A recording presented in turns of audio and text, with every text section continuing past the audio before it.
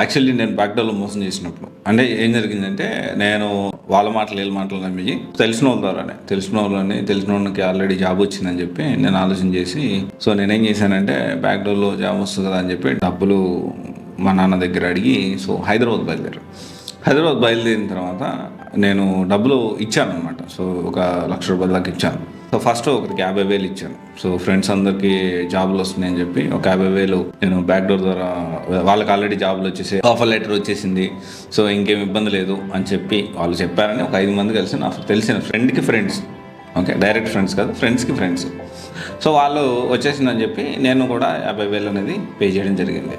So 50,000 పంపించిన తర్వాత actually నేను డబ్బులు పంపించేటప్పుడే వీళ్ళు కొంచెం ఇంకా కన్ఫర్మ్ కాలేదు, మా ఫ్రెండ్స్కి ఆఫర్ లెటర్స్ అనేది ఇంకా కన్ఫర్మ్ కాలేదు, వస్తున్నాయి అంటున్నారు, రావట్లేదు అంటున్నారు, సంథింగ్ అతనే వస్తుంది, రేపు వస్తుంది, మర్నాడు వస్తుంది, రేపు వస్తుంది, ఎల్లుండి వస్తుంది అని చెప్తున్నాడు ఎవరైతే డబ్బులు తీసుకున్న వ్యక్తి.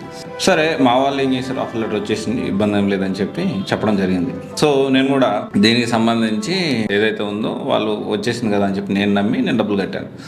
అయితే ఇక్కడ ట్విస్ట్ ఏంటి అంటే, వాళ్ళకి ఆఫర్ లెటర్ రాకపోగా నేను కట్టినప్పుడు వాళ్ళకి తెలిసిందో లేకపోతే నేను కట్టకముందు వాళ్ళకి తెలిసిందో, కానీ నా ఫ్రెండ్స్ ఎవరైతే ఉన్నారో వాళ్ళు ఇతన్ని రిఫండ్ అడుగుతున్నారు. ఇతను మోసం చేశాడని వాళ్ళకి తెలిసి ఇతన్ని రిఫండ్ అడుగుతున్నారు 5 మంది కలిసి.